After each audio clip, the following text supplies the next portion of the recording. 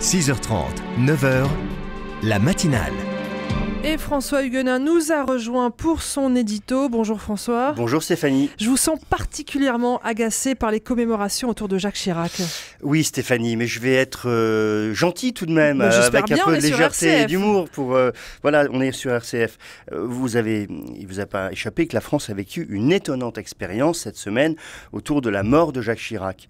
Tout à coup, les chaînes d'information ont basculé dans un unanimisme surprenant en évoquant la mémoire du président défunt.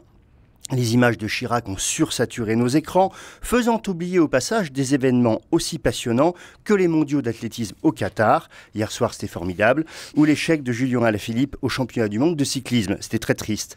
Les plus féministes, oubliant les frasques privées du défunt, célébrèrent le bel homme, les véganes le mangeur de tête de veau, les vignerons le buveur de bière, les gens de gauche l'homme de droite, à moins que ce ne soit l'inverse, je ne sais plus. J'ai cru un instant que la curie allait le faire entrer manu militari dans le martyrologe.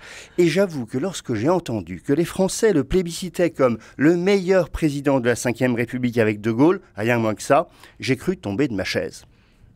Il ne s'agit pas ici, je vous rassure Stéphanie, de faire le bilan politique de Jacques Chirac. Ce qui m'interroge tout de même, c'est la quasi-absence de voix discordantes.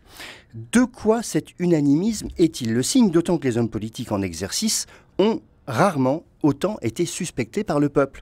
Comment expliquer une canonisation médiatique si rapide ? Je vois deux pistes d'explication possibles.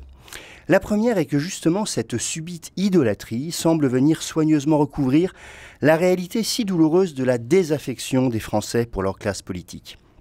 En iconifiant le président mort, c'est comme si l'on tentait, inconsciemment sans doute, de faire oublier aux Français leur divorce avec les politiques, comme si ce moment de communion largement artificielle était une tentative désespérée de faire oublier cette fracture.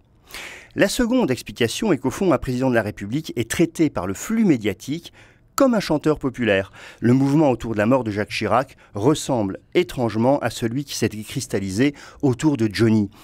Ce que cela nous dit n'est pas très réjouissant, Stéphanie. La politique, à l'heure des réseaux sociaux et de l'information en continu, est devenue un divertissement supplémentaire dans un pays qui aurait pourtant besoin de ne pas la considérer comme un spectacle. Voilà, c'était l'édito de François Huguenin, édito à retrouver sur rcf.fr et en vidéo sur notre chaîne YouTube.